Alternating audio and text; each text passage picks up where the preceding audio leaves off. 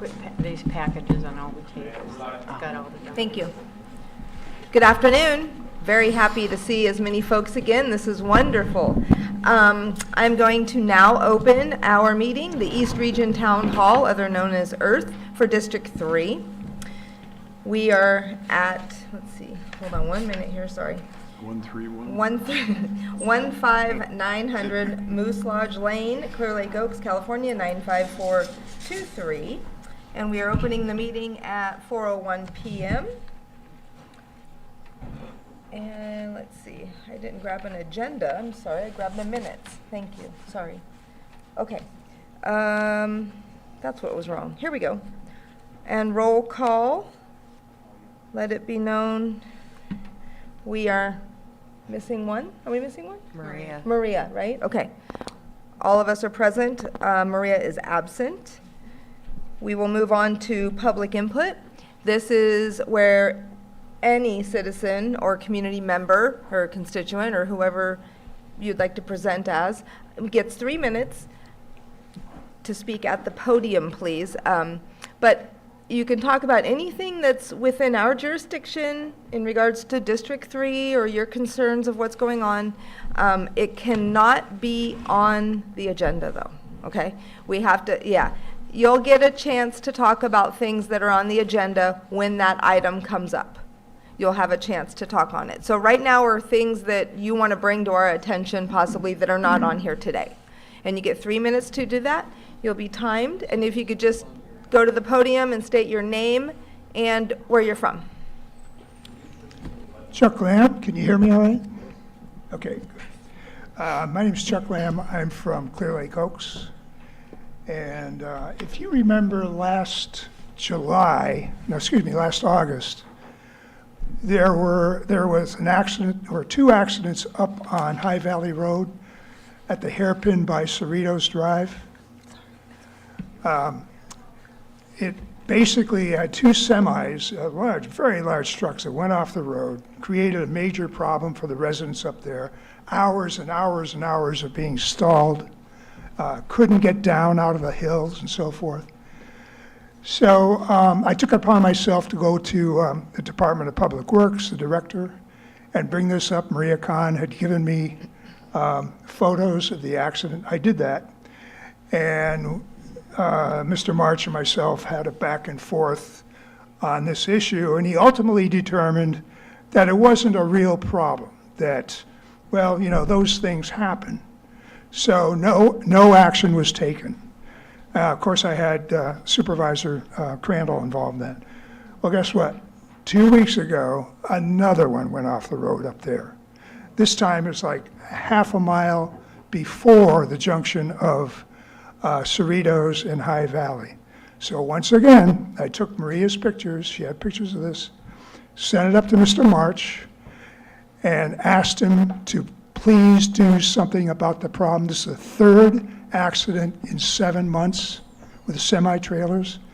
Real easy fix. All you have to do is prohibit those big, long trucks from going up there. There is an advisory sign that right by the school that says trucks from the kingpin to the rear axle, 25 feet or longer, not advised, but it's an advisory sign. So part of my back and forth was, you know, and he said that's how we control the trucks there. And I said, well, you know, Mr. March, that's an advisory sign. How about not allowed? Change one word. And it just, what happened is he blew me off again. So I'm not real happy about that. I'm concerned about the people that live up there. So I'd like to ask your board if you might consider putting it on the agenda, up to you, of course, and perhaps send a letter to Public Works and also the supervisors. In my opinion, this is a very, very unsafe situation and a real easy fix. Thank you. Thank you.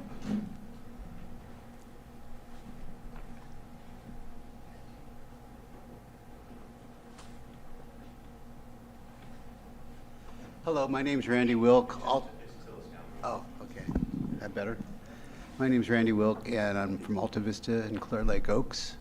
Adding on to Chuck's conversation and specifically about egresses. We need more egresses in the area where these trucks have overturned and where PG&E had a down power line for 2 or 3 days. Some of the cars couldn't get out of the roads on High Valley and Cerrito. So we're interested in making sure there's an egress at Mountain View Drive and an egress that continues off to Cerrito. That's all I have. Thank you. Thank you. Anyone else for public comment? Just step to the podium.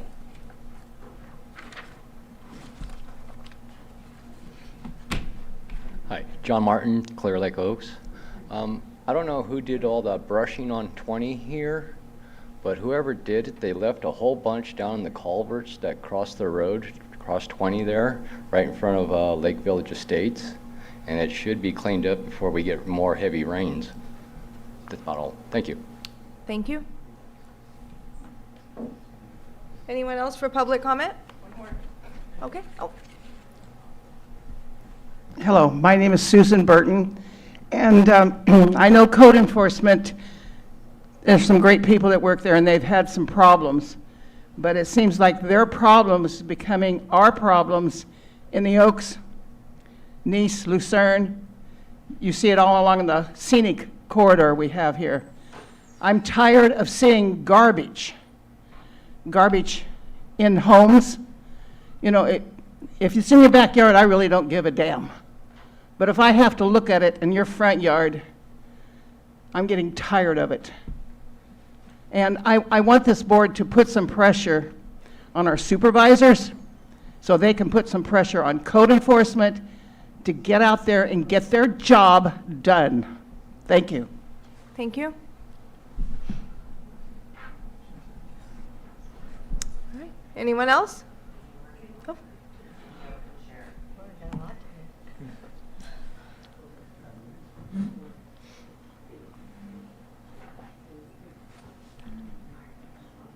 Kathy Garner, Keys.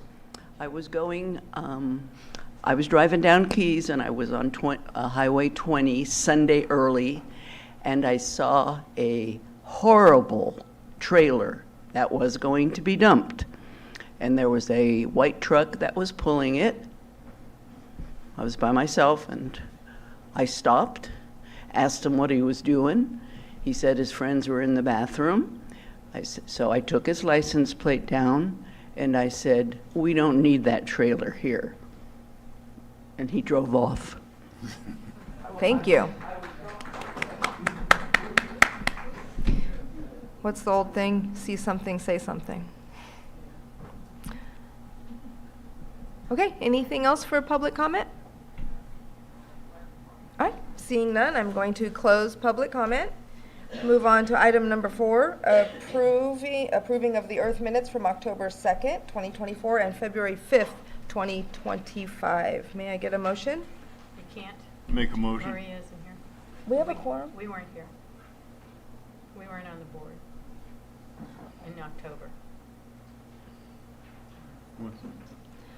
They're saying the third person to make a quorum isn't here. They weren't on the board at that time. Can we do the February ones? Yeah. Yeah. Okay, let's at least get the February ones out of the way, and we'll bring the October ones back next month.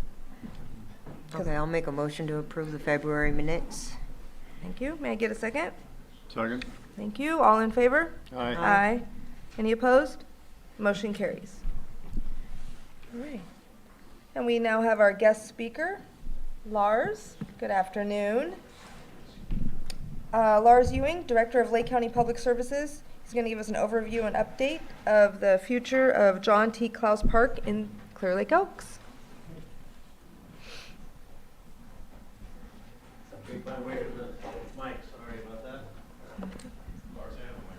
Okay, I'll that.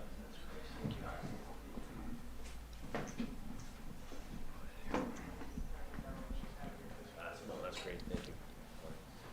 All right, well, good evening. Lars Ewing, Public Services Director. Thank you for the invite to the board. It's great to be back, and I apologize that I wasn't set up. I didn't want to interrupt any of the announcements, so I'm going to do my best here to ad lib.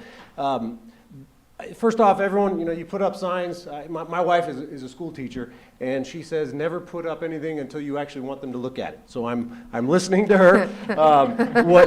There's more that I'll put up, and there's some wonky things. I'm an engineer. I don't like things being tilted, but I'm going to deal with it. So what I did put up are old things. So there's more to show. For those that may have attended previous public meetings, these were the same exhibits that went up. So I'm putting up, again, like I said, old things. But again, for an introduction, Lars Ewing, Public Services Director. Public Services includes Parks and Recreation. So really that's what we're talking about here is what will be a park, John T. Kloss Park down here, about, I believe it's 6 separate parcels totaling right around 600 acres.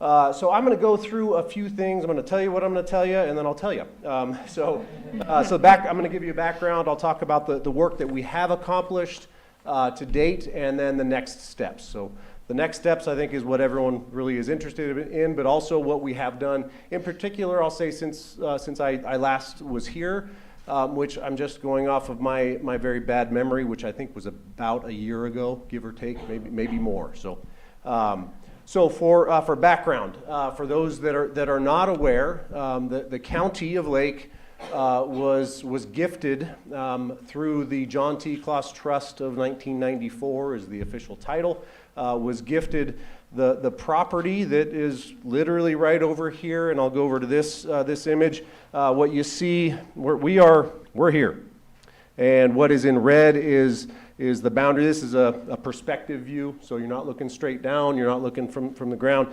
The red shows the perimeter of the various properties that are included in the what will be John T. Kloss Park.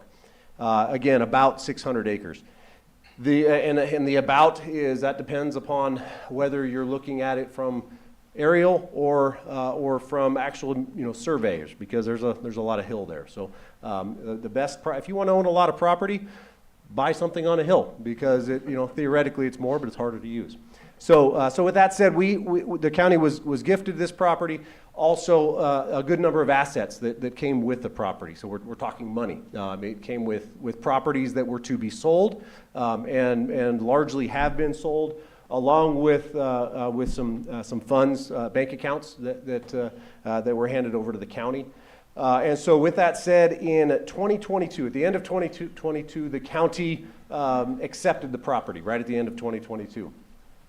Between that time and I'll say about 2024, the county finally really received the assets from the trust, and the reason for that was my dad's a lawyer, so I can say it. Some legal issues. There was a named lawyer in the trust who passed away, and then they went to the secondary lawyer, who really was unable to really fully carry it out, so it went to yet a third lawyer who helped us out quite a bit, along with county legal counsel, who I very much appreciate their help with this as well.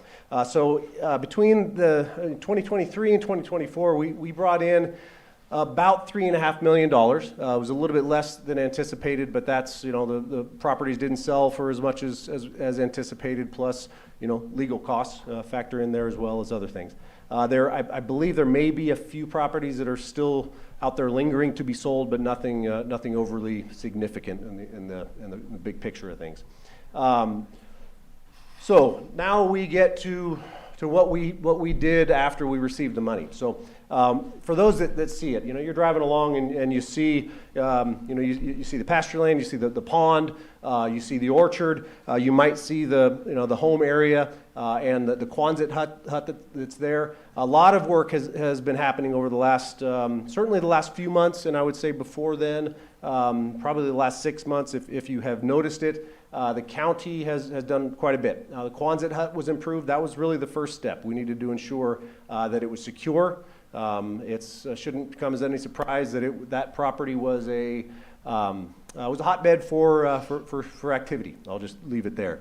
Mr. Kloss had a lot of personal property on literally on the property. It was all over the place. For those that could see it, I apologize, I didn't bring any pictures, but it was a bloody mess, to be quite honest.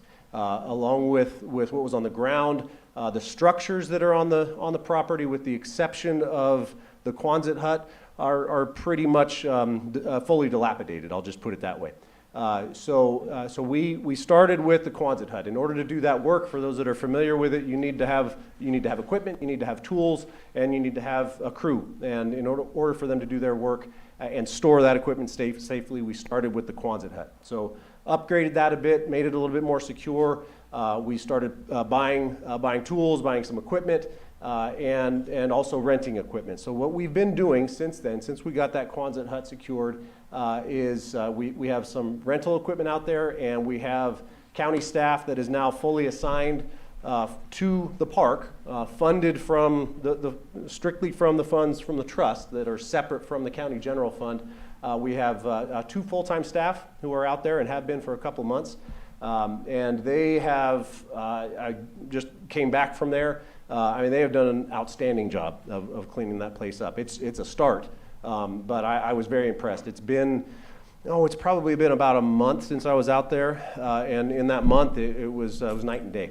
So for those that have been out there and haven't been in a few months, I look forward to getting you out there. I talked about having a committee that would help guide with the design, and we are to that point where we need to start tapping into that for sure. So it'll be a good opportunity to see that. So they have been working on clearing it, and it's mostly it's a combination of handwork and equipment work. They do have an excavator out there.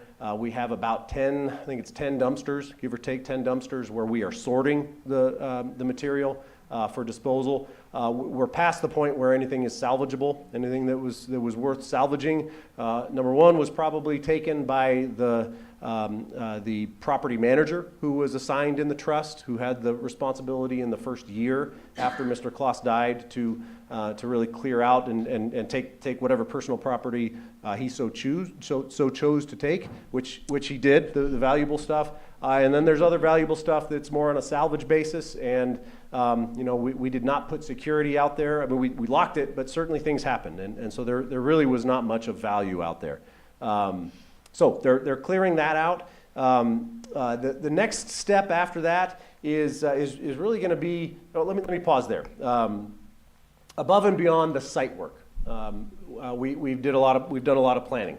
We started with community outreach. So I'm transitioning now from boots on the ground, site clearing, to now we start looking at what do we want to do with this park, short term and long term. We knew we needed to clean up the property. That was I'll say priority one, but it certainly was something that we started with.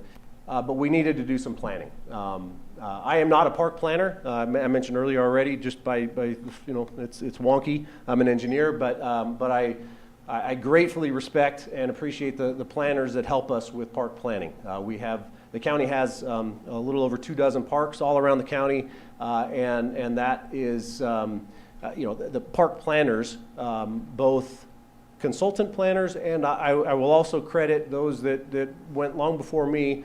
Some of those in the room here that helped out with a lot of that planning is developing what I would say is a very not just a good, but an admirable and an outstanding park system for a county like Lake County. And I say that not because I'm the Parks and Rec director. I say that because it was done before me. And the county did a wonderful job of recognizing that parks are important for the community. So the planning effort is not insignificant. The county hired a consultant firm, Helix. You'll see their name on some of these images, to do a few things. One was help with community outreach. We have done a few public meetings to date, virtual and in person. I've attended a couple of meetings here, but primarily it was the community outreach from Helix, along with community outreach through a countywide Parks, Recs, and Trails master plan effort. So all this information helps feed and inform the park planners about what does the community need and want in this park. It is to some extent a blank slate, but it's worth pausing and talking about the trust and what the trust says the county can and really can't do with the property. First and foremost, it is to be named John T. Kloss Park. Second is it is to be used as a park. So the name and the use, it goes on to talk about the use of various areas on the park. You can see that, there's kind of you got the wooded area and the non-wooded area, and it talks about the back area, and forgive me, it either says the back 1/3 or the back 2/3. I'm always confusing it, but I think it's the back 1/3 is to be preserved for wildlife preservation. It doesn't say that it has to be put in an actual preserve, but we're, keep it in its natural state and allow it to be used for wildlife. The front of the property, the way the trust is written, essentially it says for sporting and athletic activities for youth. That's the extent. Now, one person's sport is another person's athletic activity, is another person's neither. I love sports, and we could argue all day long about gymnastics. We could argue all day long about other things too. So I'm not up here to say what is or isn't. My point in that is that it's very broad. I think we have a lot of latitude here to use this property for what meets the intent of the trust, but also what meets the community needs and the community wants, while balancing fiscal priorities. We do not have an unlimited bank account. I mentioned earlier $3.5 million, which is going to go quick. We have to date spent right around $180,000, and I've got a breakdown of that if anyone cares to see it. But it's a combination of staff, of rental equipment, of dumpsters, of tools and vehicles that we bought, the consultants that are walking us through the planning effort. So really the heavy hitter though on the cost is going to be the actual development. So we're trying to be wise. And I'll say that a lot of that wisdom, not my wisdom, but a lot of the hopefully the wisdom in preserving that money is not jumping in the deep end when we had the opportunity. We could have hired companies to go in and clear that property. We had quotes of in the range of $250,000, and no, let's pause for a minute. We chose to hire staff. And rent minimal equipment, and we're doing it in a piecewise approach. And I'll say that's to date that saved us at least $200,000. And to me that seems wise. Another part is what are we going to build in the front? We need to consider the initial capital cost, and we need to consider the ongoing cost of any infrastructure that we build. Okay, are we going to build a pool? There's a cost to that. Are we going to build trails? There's much less of a cost there. So just to give you an example of what when we need to be thinking about money at sporting and athletic activities, one person might think of a pool. One person might think of an athletic field, grass. So we have to be thinking about the ongoing costs, because that $3.5 million is finite, and if we spend it all on capital costs, we have essentially nothing in the bank for ongoing maintenance. So we also have to be thinking about how we are self-sustainable. Can we be self-sustainable from an ongoing operations perspective? So the consultants, jumping back to that, the park planning effort, they've walked us through a few community planning efforts, meetings, virtual meetings, and they've led to what I'll show up here pretty soon. Is they prepared 2 concept designs, and I'll show those for you. But to look here, what was presented at one of the community meetings, in fact all of them, is what's shown up here. Shows essentially what exists at the park, and these are just different views from certain points on the property. You're welcome to come up after the presentation and look at these. I'll put them off to the side. But I think it goes without saying that if I've been on the property. I'm sure very, very few have, but there's a beautiful property. It really is. You get up in the hills, the views are beautiful, and on the site it is beautiful. You wouldn't think it when you got to certain locations because of all the debris that was there. but it's a beautiful setting, and I'm looking forward to where we're going to go.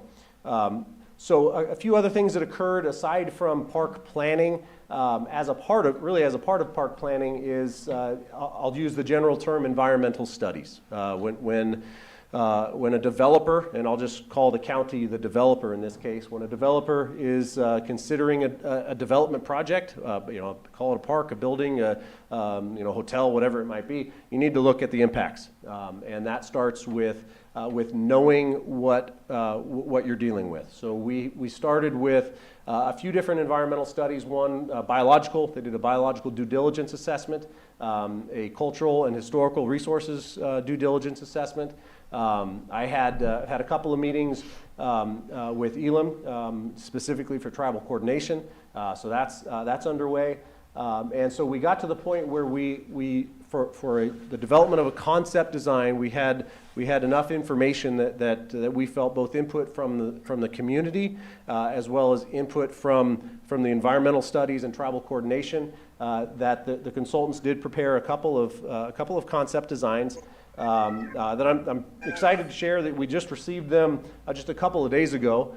So I will feel like Vanna White here, and I'm certainly far from that, but bear with me. Make sure I put up the right one. I also have here, I just killed myself here. I also slide, if those, try to make it, it's always a balance between do you do just something on a screen or talk to a slide. Maybe I'm a little old school, but it's nice to have this. So what they are proposing, there's a few things that I'll highlight. First off, boundary of the property is shown in black. You've got Highway 20 here, quarry, and we are here at the Moose Lodge. What they're proposing, a few different things. There's no legend. I had them change this. I received this just a day or two ago, and I had them made a few changes just for this presentation alone because it was rather busy. But there's a variety of trails that go up that are shown as hiking trails. There's an equestrian loop around here on this concept design, an equestrian area here. This is shown, the main access to the property currently is off of Highway 20, right about here. For a variety of reasons, we're looking to change that. In a former life as an engineer, I worked in the Public Works Department that was referenced earlier, which means I interacted with Caltrans, and I don't mean any disrespect to Caltrans. They're a wonderful organization. But I would anticipate some significant improvements being necessary if we were to keep the access where it currently is. It's one thing to have just a direct entrance off of a state highway if you have a house, if you have even agriculture. But when we're talking about a public park where we're inviting the public, traffic likely to be quite a bit more, I would expect their requirements would darn near drain our bank account. So out of a concern for that, we're looking at accessing off of Almond Lane. This is, again, concept, but off of Almond Lane over here. I've had conversations with the property owner, Mr. Worth, who is, conceptually willing to discuss. At this point, we have nothing in agreement, but he's I'll say more than amenable to that discussion. So a roadway from Almond Lane accessing, going through the almond orchard that is over here. And so what they're proposing over here is actually kind of preserving that almond orchard, going through it here with a roadway that would gain access to a dog park, a couple of dog parks, large dog park areas, large and small dogs, but two separate areas, off-leash dog areas. Then through the wetland area where for those that are familiar, there's an existing pond here, along with the remnants of what looks like maybe the attempt at building another pond in this area. But there's a lot of wetlands. There's if you're familiar with the area, that's a low-lying area, natural springs. So we want to highlight that.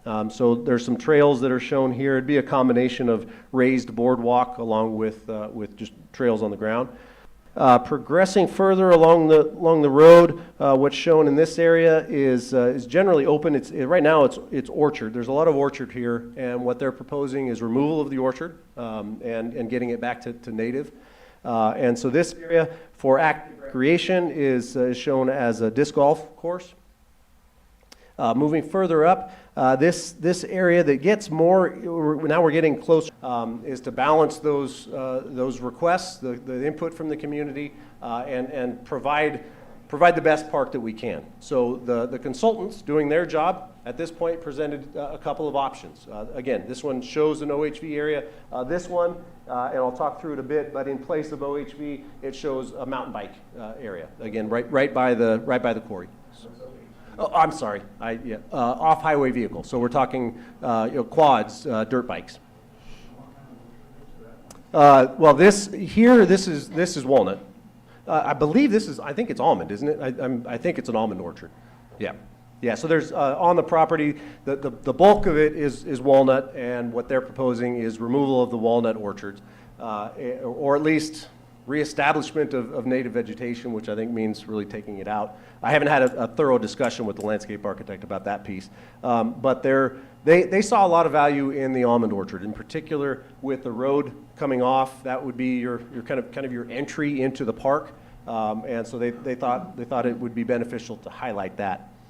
Let's see. I think that touches on most of the items on this concept. These are intended to be inspirational images, not, please don't take a mental picture of any of these thinking that that's what you're going to get. It may be similar, but not necessarily. It's just to inspire you a bit more.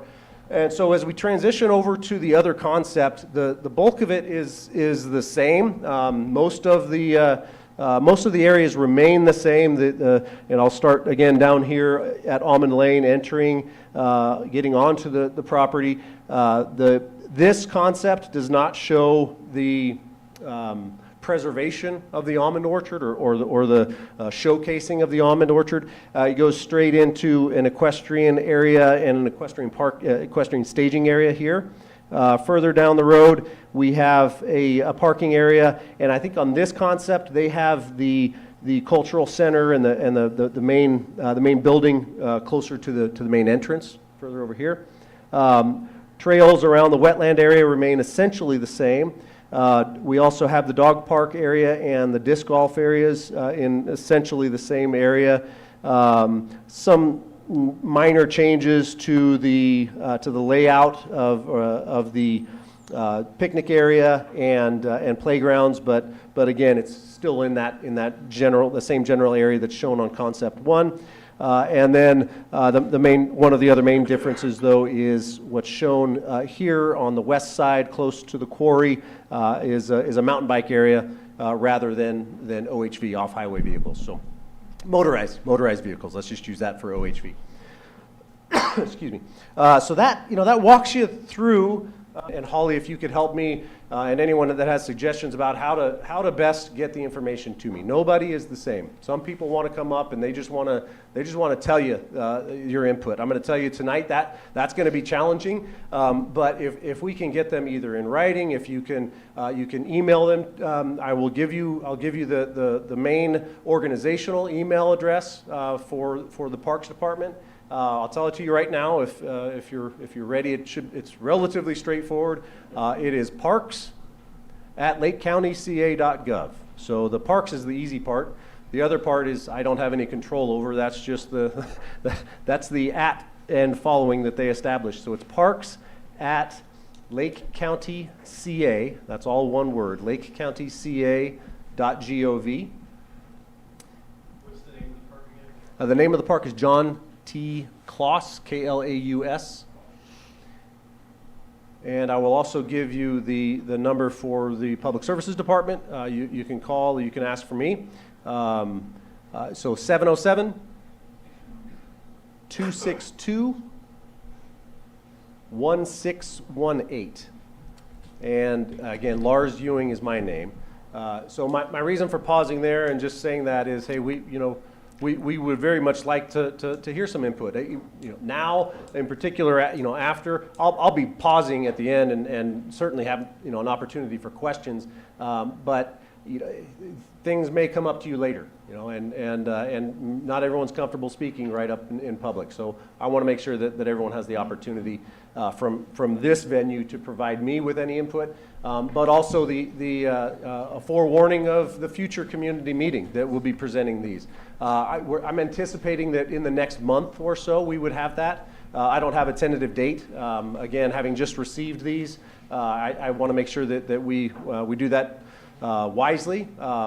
Likely in person, if we can arrange for a live stream as well. That's, you know, potentially. I don't want to promise anything, but you know, want to make sure that we get the opportunity for public input without a doubt. We have received surprisingly, well, not surprisingly, but given that this is most of the outreach was in the Clear Lake Oaks area, there's been quite a lot of input from the public survey that went out, or the online survey, as well as the couple of meetings that we've had, both virtual and in person. So with that said, the next steps, aside from continuing to work on the concept design, the next steps, first off, site clearing work continues. We have those staff that are there. I would say, as far as groundwork, I think they're at least 50% done, maybe more. We need to consider what are the next steps beyond there that we can do. One might be the structures, those structures that I mentioned. That, you know, we need to make sure that we're doing it legally. But demolition of those structures could, you know, we'll pursue that. Trail clearing is another. There are trails existing up there already. If you look at an aerial image, or even if you look at it from the highway, you can see some remnants of roads. Most of it, the larger roads and the larger pathways up there are PG&E. PG&E has their high voltage power lines along with their transmission towers there, and so a lot of those roads are there because of access to the towers. But there are, and you can actually see, this is the high voltage power line and the attempt to clear under those lines that they've made, and then this is the roadway that they have built, or somebody built, along with access roads to get to their towers. So just to get a perspective of what is up there already. So aside from the site cleanup, working on trail clearing, those trails, the main roads are probably clear, but there's a lot of side paths, side trails that since I've been in the few times that I've been up there, winter hits and trees fall. I'll just put it that way. How we phase it, really. I mentioned earlier that the funding is finite. And $3.5 million is going to go quickly, and so we want to leverage that money. But at the same time, well, let me pause there. We want to leverage the money for other people's money. We want to leverage the money that the county has in the fund for John T. Kloss Park. We want to leverage that for external grants, state grants, federal grants, if there are any. We will certainly be pursuing those. But at the same time, we don't want to just sit back and do nothing waiting for grants. So we will be phasing this out. How do we get it to a point where we can open it up to the public without relying on external funding? So that's my goal. What that will mean is that when this park is opened, it's not going to look like this or look like that. It's going to be an access road and maybe a parking lot that gets you up into some trails, right? That's something along those lines. We need to make sure that it's safe. We need to make sure that we have legal access. There's a lot of other things that we need to do, but our goal is to get to the point where we can invite you all there before we build the whole thing and before we have funding coming in, hopefully from other places.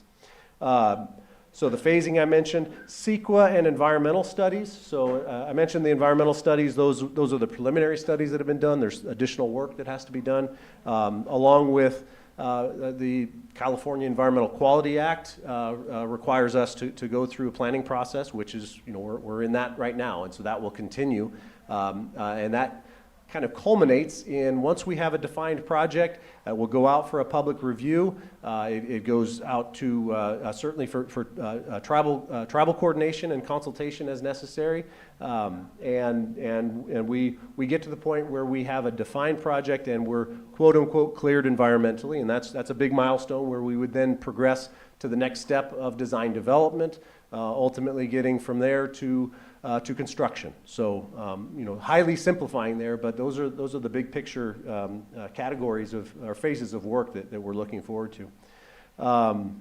Grants, I want to, I just want to come back to that a bit. The county right now is just about, the consultants have done a great job, and I know that from a distance it's hard to see these, so I'll leave these up here, but I'll stop there and turn it over to the board. Well, thank you. That was a lot of information, and I know that quite a few people have been waiting for this. Good. This has been a pretty big deal for a long time. So I'm happy to see it finally able to bring something forward to everybody. Even if it's only conceptual at this time, or, the beginning or the starting. I just think it makes a lot of us happy. And that was the intent of the property to begin with. I'm going to open this up for questions at this time. I would like to somehow get a mic to the person so that it's also... Walk around. Okay, just raise your hand and Lars will come to you. Oh. We'll come back to the board. On your questions. map, you have where the boundary is. I see that. Then you have a green line, and is that a trail? Sure. And then what is happening where it's grayish? Okay. So I'll restate her question. The question had to do with the line work on here. It's conceptual. So here, black dashed, kind of a thicker black line is the property line. What is shown in, you mentioned in green, this is a landscape architect's rendering. I'll just put it that way. So stating it differently, what looks kind of grayed out is it's a picture from above of the property. So it's an aerial image of what is there. So for example, this road, this is kind of grayed out up here. This road is there. These trees are here. What is bold and what looks like it was drawn in crayon, for example, that is I'll just say it's an artist's rendering of what might go here. And so, for example, here this looks like green. It's actually a red trail, but it shows trees around it. It's really just intended to give the impression or express the design intent of a trail going here, a trail going here. Some of these might be existing trails that they latch onto or build new. So these out here are all trails. And this area in here is all shown as a drawn rendering because not to say that the majority of that will change, but that's the main developed area is the best way that I can answer that. So I hope that answers your question. Area that's in that gray. It very much so, yes. The area back here, I mean, it's hills. It's hills and, chamise and a lot of, we're not anticipating a whole lot of development there. I also don't want to give the impression that everything down here is cleared out and we rebuild new. No, far from it. It just gives, we may take out, some old walnut trees and do some grading for a new road. But by and large, financially, it makes sense to try to keep it in its existing state as much as possible.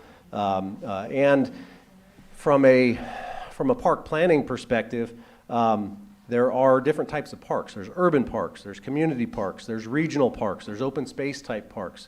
And what this park seems to fit is more of your regional or open space type of park. And so the consultant, we didn't guide them we didn't tell them what to draw. They're taking the public input and along with a lot of the information that we provided to them about previous community input and designing what seems to fit the area, but also meets the community needs. And most of that is really a regional park or open space type park. So.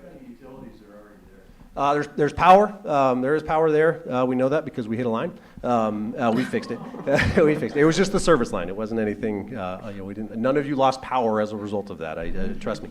So yeah, there is power there, and it is pretty much just for the home site.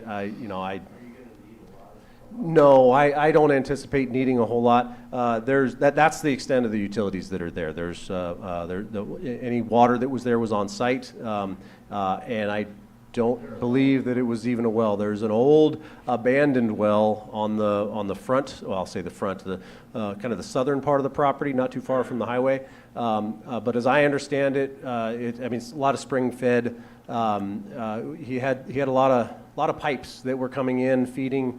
To be quite honest, feeding a hot tub that was kind of a settling area for water, and as I understand it, that was what he used for water. So yeah, it's power, and that's it. Yep. Yeah. Along the power line question, PG&E is pretty heavily on the site. Do they have to pay rent to have the big structures that they have on there? No, they would have an easement. They already do have an easement, and when the county accepted the property, that easement comes along with it. So.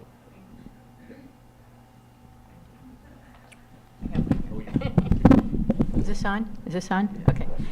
So Lars, thank you so much. This is fantastic. As you know, we've been waiting since last June to try to get you to be able to come here, what with all the shutdowns, et cetera, like than that. But so I had a couple of questions.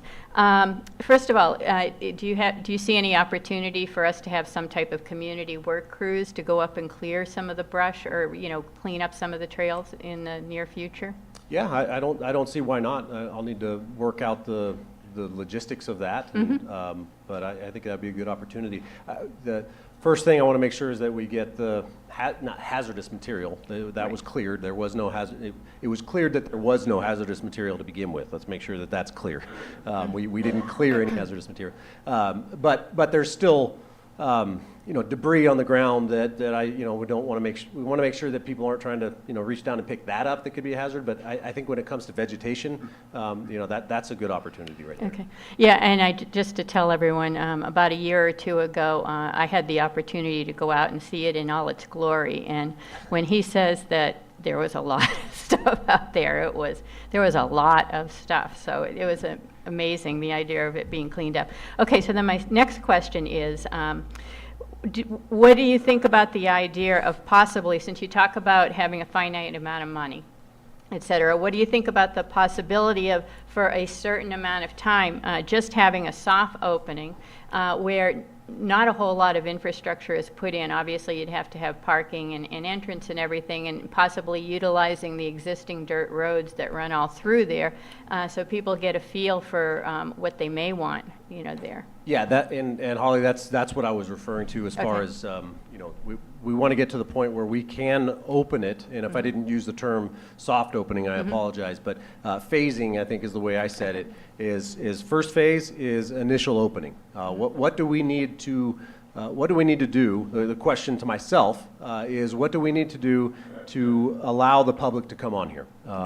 Right now, if I were to open that front gate, I expect that Caltrans and CHP probably would have some problems with that, along with county planning. So we need to consider what are the items that we need to do? Is that a new entrance? And I'm not, by new entrance, I don't mean paved all through the property. I just mean how do we get people on there safely?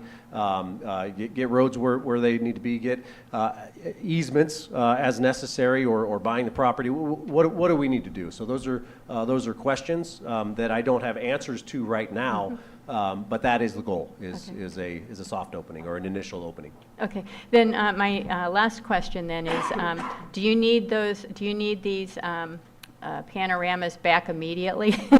Because what I was going to ask is, possibly if we could have them for a week or two, I could go down and hold open at the Nylanders building, and the public could come in and take a look at these things, and then we could write down a lot of our thoughts. Yeah, no, and what I'd like, let's work together on that, because I want to, we plan a community meeting, and we can do two. Absolutely. I mean, that's I think that's a good idea. We can bring in the consultants after the fact, hey, let's just do, we can figure this out based on these two concept designs. And I'll just, for just a kind of a funny statement, for those of you that have ever painted your house or considered repainting your house, if you had someone do it, they probably gave you 3 options, right? The painter, if they give you the whole swatch, oh my gosh, you get overwhelmed, right? So we have, we've got these 2 concept options. That doesn't mean that other things can't be added to it. So that's why I wanted to pause.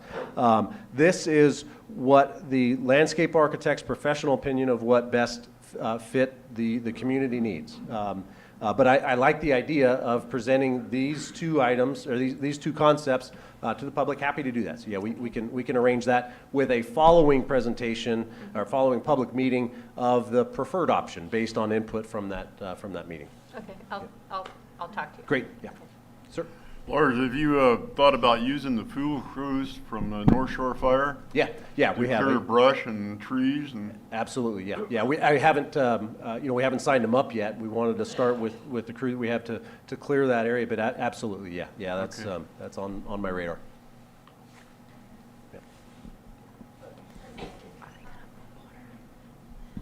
The grant also had an established oil change business in Livermore that would contribute $10,000 a month. Where is that in this? Will that provide monthly or? So what she's the trust had a number of assets. Mr. Klaus's trust had a number of assets aside from the property I mentioned. It came with money. The way the trust was written, and one of the assets, he had properties, in this area. He had properties out of the county. One of the properties, and probably the most heavy-hitting property, was a property in Livermore, and he owned the property that someone else built, I believe, an oil change business, and they paid him monthly. And that was ongoing. The way the trust was written, and this is where I cannot put on a legal hat, but I'll do my best and probably get fired later. But the trust was written that the asset, the proceeds from the sale of those properties is what the county could receive. The county could not receive we couldn't become the owner of that property in Livermore and continue to receive that.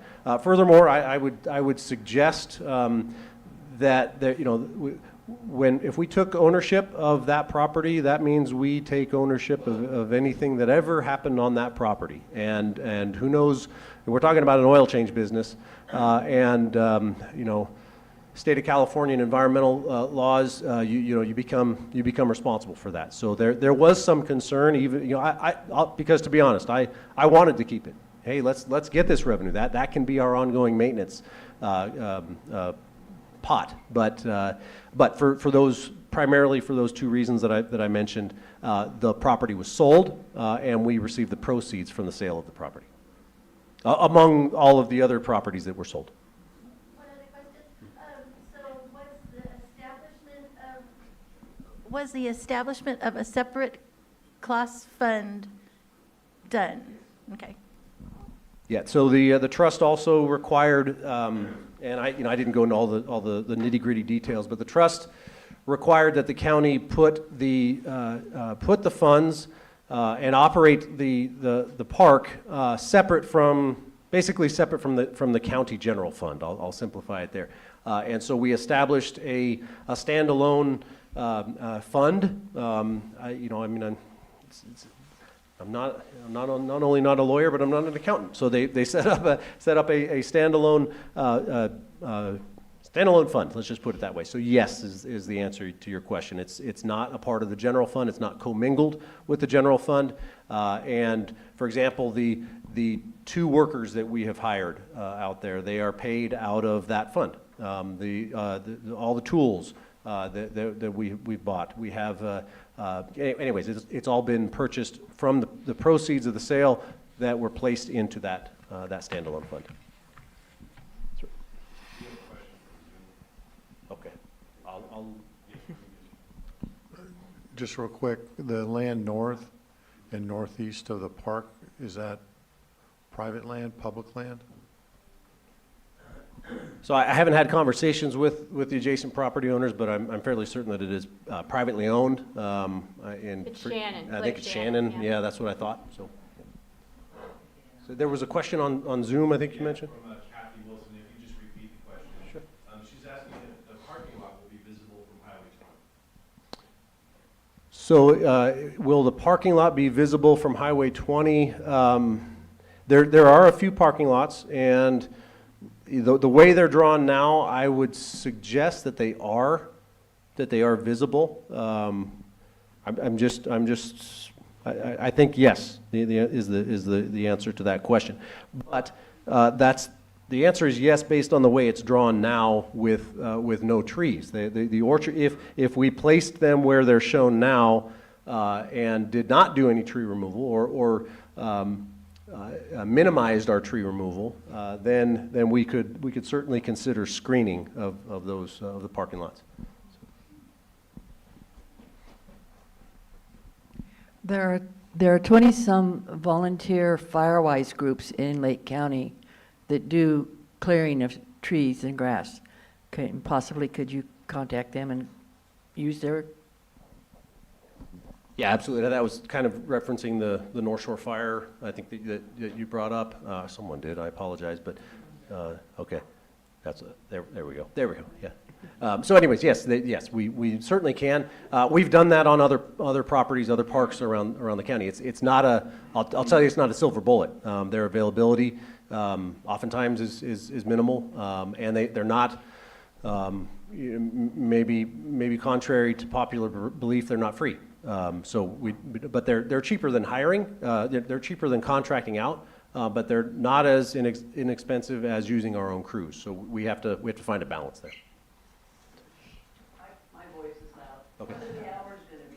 I don't have an answer to that, but based on what's shown here, I mean, we're not talking about something that is likely to be lighted. What we have at other parks, I'll just use that as an example. Dawn to dusk is the type of operation that we have. Well, the question is, how are we going to secure it? And that's a challenging question because we're not fencing the entirety of it. It's public property. We're trying to invite people in.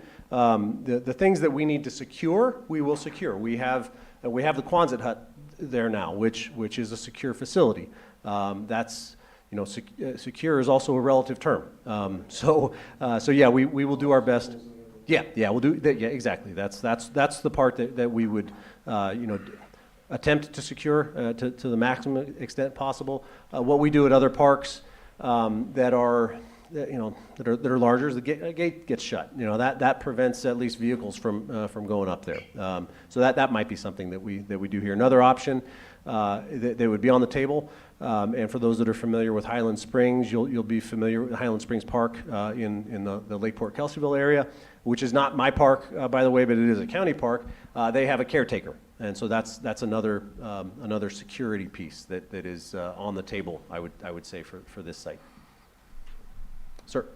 Quick question: is there a boundary? Are there fences on the upper part? On the upper part, so there are some. I've been up there a couple of times over the last few years, so I'm going to hesitate to answer definitively. But when I rode up there and went on this, I believe it was on this road, went to here, I came across some gates and fencing. But to say that there's a fence on that property line, I don't believe so. No. But they're here and there. There are some gates and fences that keep cattle out, but I don't know exactly where. Sir. Well, the question is, will there be a charge for a day use fee? And I don't have an answer to that. Right now, at all of our county parks are free right now. There is no charge. Whether it's day use or a boat launch, there's no charge. But when we're talking about trying to have a self-sustaining operation, that's certainly something that needs to be factored in. I did not mention earlier that we have an interim use plan and an operations plan that's being prepared as a part of this. And so the draft for that has not been prepared. But as a part of that, it's how do we pay for this on an ongoing basis? To say that the John T. Kloss Fund, it's true that the funds in the John T. Kloss Fund cannot be used for something else. That's not to say that county funds can't be used here. But that's a challenge. There's a finite amount of county money, and there's competing priorities. So we need to look for ways where we could sustain it, whether that's day use fees. There might be vendors. We need to be thinking about how we could keep it self-sustaining. Campsites. So I appreciate that. Just real quick, Lars, was there, up here, sorry. Oh, boy, that was weird. Was there any designation in the actual trust or paperwork as to if it was supposed to be free or if there, any monetary value to it? No, Like no. that ongoing? No, there was nothing. Well, I will say that Other than that property and, yes. Yeah, it just said that if there, I believe it said that if there's any revenue generated from the park, it needs to stay at With the the park. park. Okay, That's the perfect. extent, but it doesn't say that, thou shalt make money and for the park, but it does say that if you do, it stays here. It stays there. Yeah. Good. Okay, thank you. Lars, thank you for all of this. This is a great presentation to see.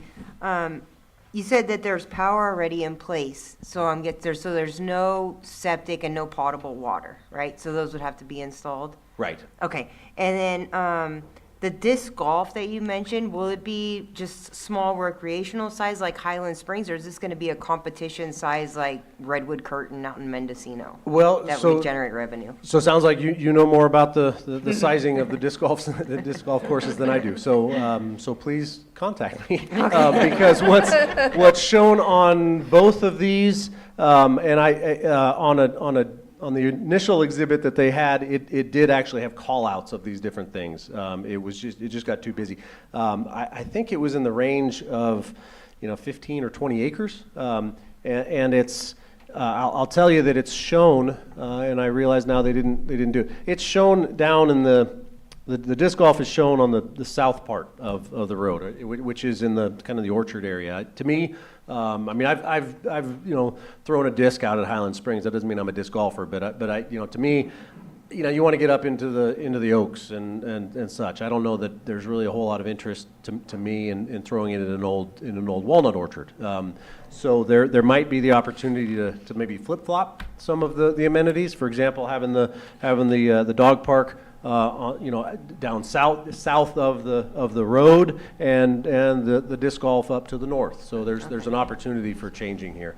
But please let's talk because I don't know what a full-size disc golf course is. I will tell you that the county's project and operations deputy director loves disc golf. He's done it back in the East Coast, and he's in a specific traveling. So he's excited about it. Yeah, because it does generate revenue with the competitions where they travel. Yeah, Okay. and on that note, if I could, the revenue generation, while it may not be on a day-to-day basis, there's an opportunity for revenue generation for event-specific activities. So it's a great segue. Whether it's disc golf, equestrian activities, mountain biking. For those that are familiar with Six Sigma, there's a great opportunity for events to occur. Trail running, a race there. So it could be on an event-by-event basis. Okay, thank you. Yeah. Thank you. The trust fund account, is that earning, interest? Is it being invested? All right, so that's, yes is the answer. I can't tell you a percentage, but I will give a lot of credit right now to the county's, well, to the Board of Supervisors and to, in particular, to your treasurer tax collector. You elected him.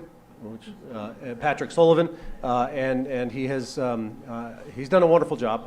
What I observe is that he's done a wonderful job of leading that effort. He's not the one physically investing it, but from what I understand, the county's investment portfolio is doing much better than it ever was. And that includes essentially anything that is in the county coffers. That's an oversimplification, but as I understand it, anything that is in reserves, anything that is county money, it's a part of that investment. So forgive me for being ignorant, but that's the best way that I can answer that. Sir? Yes, is the pond going to be swimming just for looking at potable water? Are those details still under consideration? So the question is the pond, will the pond be for just looking at, for swimming, for fishing, for anywhere in between? And then you ended it with the answer that I'm going to say is that it's to be determined. So the public input really needs to drive that. I've heard a few, just to tell you some input that I have received. There's a big desire to keep the ponds and maybe expand them and highlight them. Let's just put it that way. Whether that's the one that's, I guess I'll say, developed, or the ones that are a little roughed out. But I've heard, hey, let's make that a fishing pond. That's something of interest. So that doesn't mean that that's what we're doing. It's kind of mucky in the summertime. Oh, it gets mucky in the summertime. Yeah, so that's a part of it is ensuring that we design it so that doesn't happen. There's a way for engineers and biologists to work on those things so that it doesn't. But also that comes at a cost. So yeah, it's a balance. And a water source for recycling? Yeah. And I know you were on a time limit Oh, that's today, okay. weren't you? That's okay. I'm here for you all. That's fine. Okay, very good. I can kick that off. I just wanted to make sure. Yeah.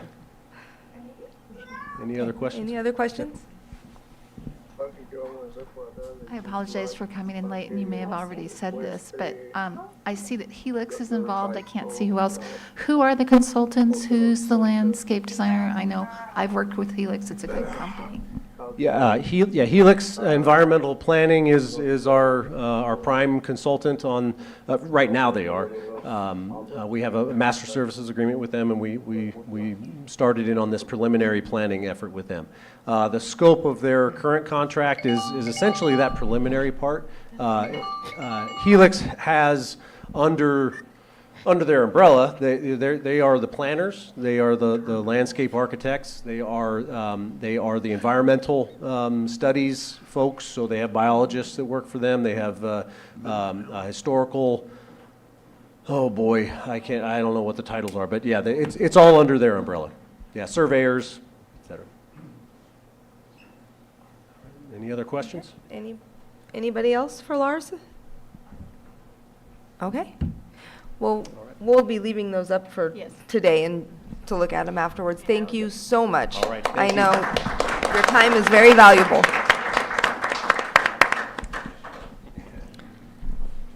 All right.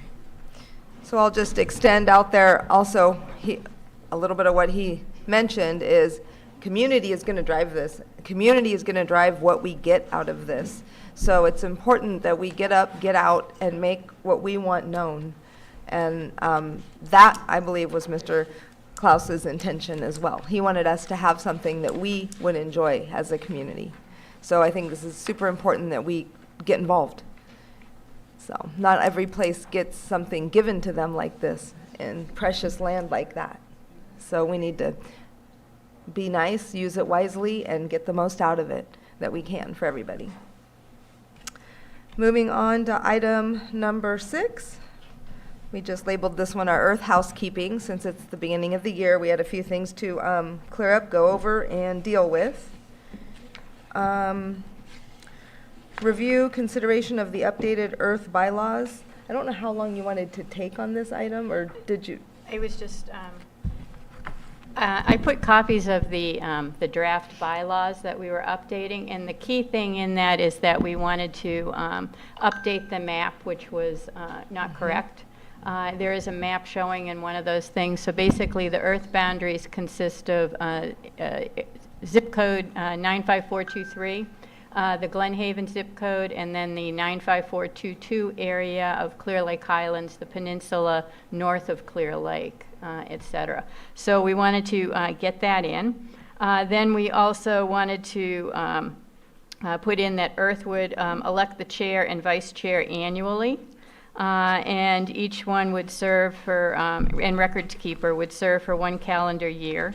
And then we just put in that subcommittee shall be created by a vote of the Earth Council members.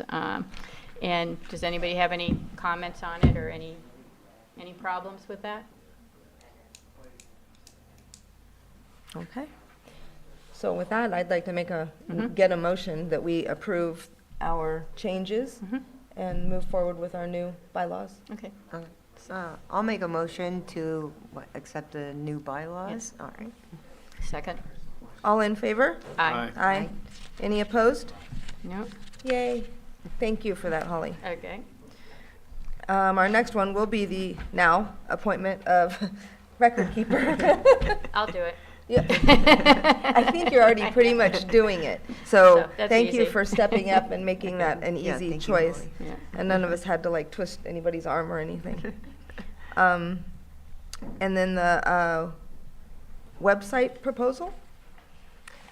Okay, so for the website, we spoke about creating just a very basic, free website so we can post our information on there.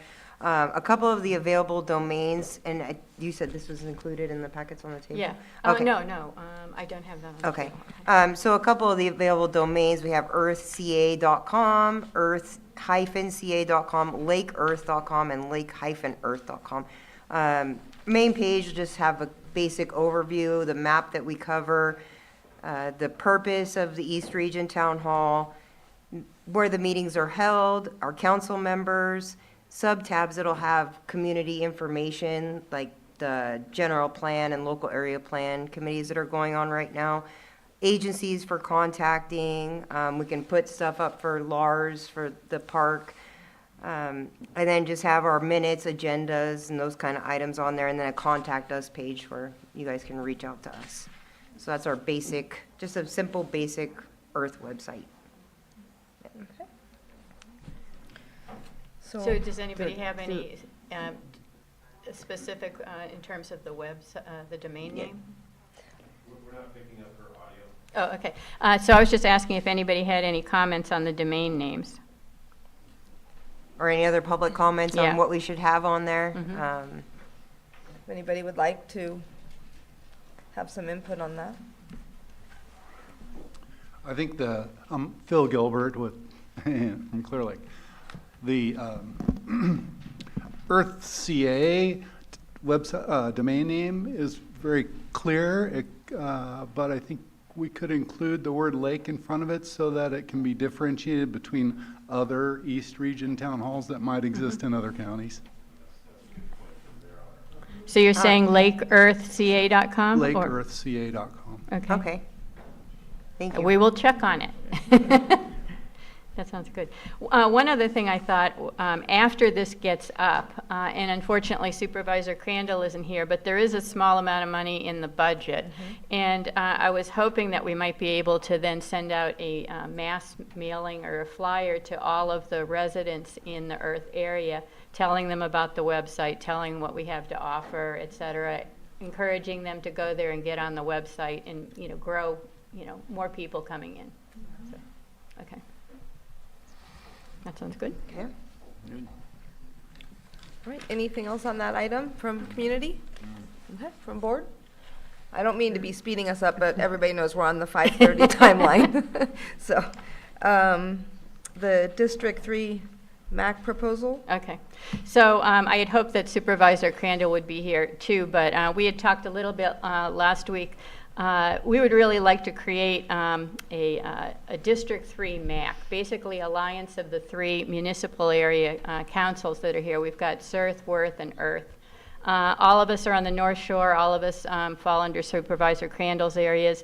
We have a lot of similar issues like Highway 20, Lake Health, Caltrans, PG&E, code enforcement, tourism, economy. And if we can come together, either formally or informally, it doesn't really matter which, we can have more of an impact in the county for our area in decision-making processes.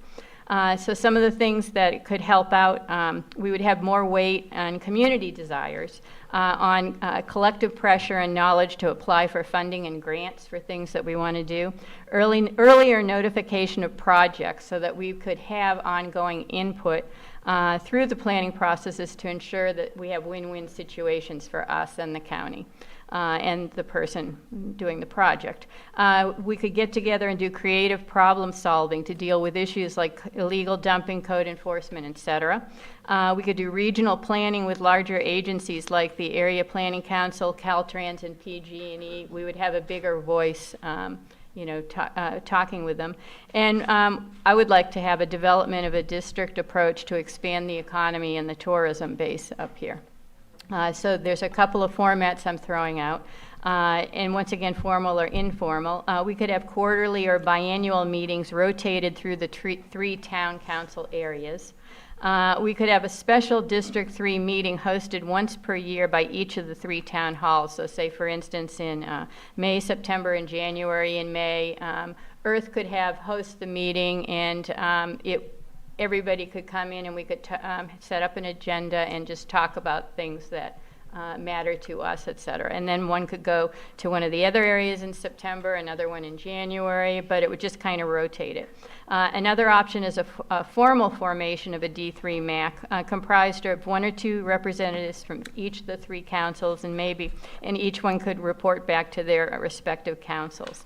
And long range, if this is successful, we could transcend this into a county-wide, super MAC, so that we would all be able to get together, learn about things earlier, and have a much bigger impact on the Board of Supervisors and the Planning Commission and county government. So anyway, that is that. I just wanted to find out how people felt about that. We had wanted to get in touch with CERT pretty quickly because their meeting is just in time. We're talking about the D3 MAC. So we wanted to get some feedback on this because we would like to, speak with CERT and Worth this month about how they feel about it. So any input? Okay, raise your hand. Yeah. Do you like the idea? Okay. Okay. All right. Okay, that made it a lot simpler. Okay, so Supervisor Crandall, I'll talk with you later about setting up to talk with Worth and CERT about this. Okay. Okay, great. Well, that was that. You're like, hi, okay. Okay. Due to time, we have the one review of the letter, but then how about if we let Supervisor Crandall do Yes, that sounds his fine. report after that, and we can table the rest? I don't think, does anybody have any urgent under this, like the 6, 7, 8, 9 items? No. Because we're not going to have time to get through them. Yeah. Okay. I can just tell you real quick about PG&E. Okay, let's review the letter. I just want to make sure he Yeah. gets his report in before we're out of time. So the letter is, last time we had talked about the Cal Recycle grant to do cleanup. And a lot of it's happening on Mountain View, which is an absolute mess right now for anybody that's gone there. So we are asking, we put together a draft letter, which is on each of the tables, which we would be sending into code enforcement, asking them if they could put up gates at each end of Mountain View once everything gets cleaned up. But we want to make it, and obviously this would be a process we'd need to work out, but it needs to be able to be allowed to be opened up if we need emergency egress of some type, and obviously property owners would need to have it. So I don't know if any of you have any comments on the letter, but if it seems okay, then we would vote on it to see if we want to send it in. Yes? That's the dirt road right above Nylanders that connects Stubbs Road and High Valley Road that's always filled with trash. Oh, where is Mountain View? Okay. All right. Did you have any comments on the letter? No, Okay. make Okay, a so motion what- to yes. approve it. Very good. I have a motion on the table to approve our letter. Second. Thank you. All in favor? Aye. Aye. Any opposed? Motion carries to send the letter. Okay, so we are going to table items 6, 7, 8, 9, and move to 10. Supervisor Crandall's in lieu of time today, folks. So Supervisor Crandall, you have the rest of the time. All right. So I got 5 some- minutes, go. I got some questions beforehand, so I'm going to answer those real quick. I know one of the first questions that was asked about the reporting permit portal being used by CDD. Are you referring, and I think we're referring to OpenGov, the new? Yes, yeah. Yes, that's going to be put in place this Friday. Okay. If not already, actually, no, I'm sorry. It was put in place last Friday, and it's going to be used from here forward to address all of the code complaints, all of the permits, all of the building codes and whatnot. It's all going to be interchangeable and a lot more auspicious for community development. So yeah, that should be in place, because last week when I met with Cal Recycle, as you were saying, you were talking about, so leads me right into that. Okay. We were looking at some dates for a dump day starting in Nice, because that's the route they're going, Nice, Lucerne, Clear Lake Oaks, and so on and so forth. So they were doing it last Friday, so it should already be, they closed down Friday so they can put that together, so it should be intact right now. So I know that I got a question ahead of time about that, but then the Cal Recycle grant, that's moving forward. There's already a date set for that. For here? No, it's actually for Nice. Okay. Once they're finished with Nice, which is March, and I'm pretty sure April will be Lucerne, and then May will more than likely be Clear Lake Oaks. That's the way it's going right there. So I know that I think it's the 15th, and then the 29th is the dates for those dump days in Nice. And then, go ahead. Make sure in May it isn't Catfish Derby weekend for the Oaks? Well, I mean. Yeah, no, you're right. You don't want to have it that same weekend. Yeah. Right. Okay. Short-term rental, still working. I got some feedback from county council, so that is still being worked on. I have some more information I need to get to you, but I just got my response from them like yesterday. So I didn't want to really go through it all the way yet until we had more lined out. But I do want to get a copy to Holly and Chuck and some of the council members to take a look at as well. So let's see. So that just to let some of you know, because I know that's one of the main reasons why the folks come, is because of that situation with the senior living facility over there, and that's why we're working on that. High Valley response, I did get a response from Glenn. Let's see here. I just had it up. Okay, and he's working to have an engineering firm determine a fix for that corner. That's the response I got. So just I hope that somewhat answers that, or gets some sort of movement going and whatnot on that. Let's see.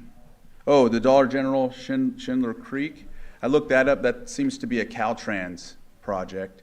It's from Hoover to High Valley. I asked him what all the construction is that's been going on for ages here in front of the post office and Caltrans and et cetera. So you said it's a Caltrans project? That's what I looked it up, and it says work from Hoover to High Valley.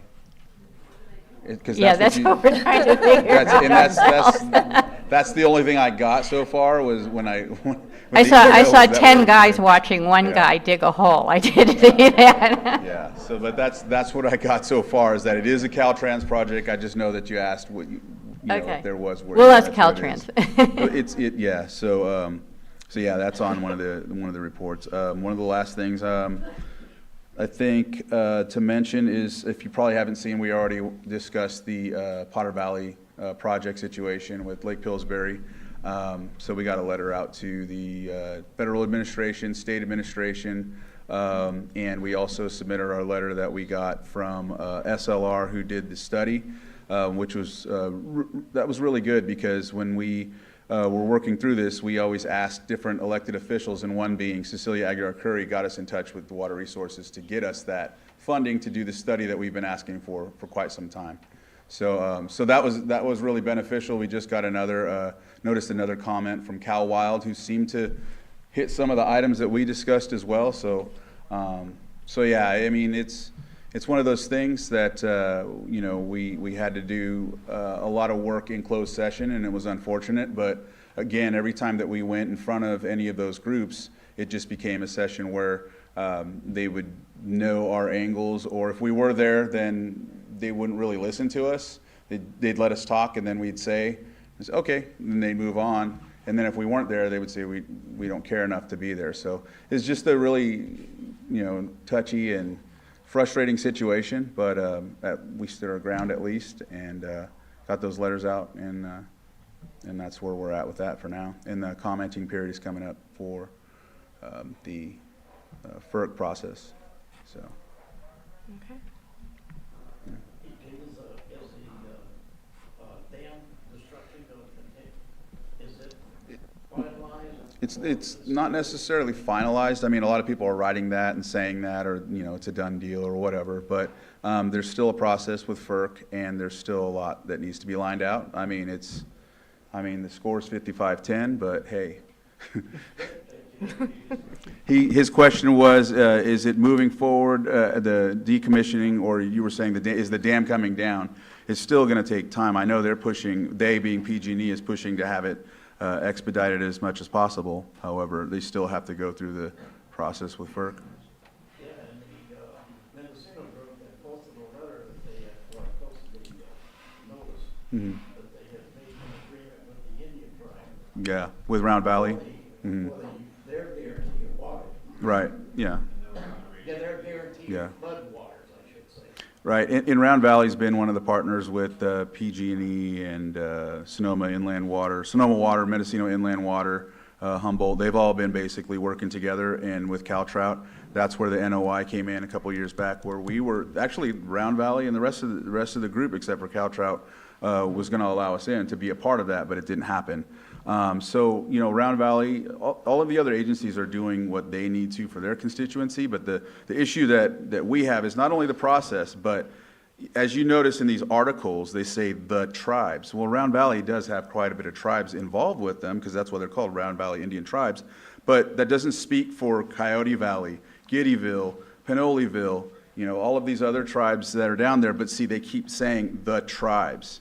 You know, and then you have somebody coming before the Board of Supervisors saying they're a tribal and they represent so-and-so and they have family. So, I mean, my kids are part of Round Valley, so does that mean I get to speak for them? No, I don't. The leadership does. So it's just frustrating, because these stories that come out in the news gives the impression that all of the tribes are on board, when some of them really aren't on either side of the spectrum, but that's the thing. It's just the way it's written, so it's unfortunate. Lake County just does not seem to be able to get a chance to get their side. I mean, we could use that excess flood water. So he's saying that we're not getting the opportunity to get our story out, or is that what you mean? I mean, the Eel River originates in Lake County. Right, that's one of the things. Dewberry is totally within Lake County. Right. We don't have anything to say about the water use. And that's what we've been continuously saying, is that we're the headwaters. It's in our county, regardless of whose water rights or whoever assumes it's water rights or anything like that. So we should have a lot more say than what's happening, but it continues to be ignored. And we're not getting any cooperation out of the state. Well, we wrote a letter to the governor about one of his executive orders, right? And so, but again, Cecilia Aguilar Curry helped us get in touch with Department of Water Resources, who helped get us that funding to do the study. So there's here and there assistance, but yeah. Lip service. Some of it got somewhere, yeah. Mm-hmm. Yeah. Yes, Wynn? Can I ask a question about the right-of-ways for where PG&E subcontractors are digging up people's yards for their underground lines? They're going up to 18 feet off the pavement in Spring Valley in people's yards, and it's always been our told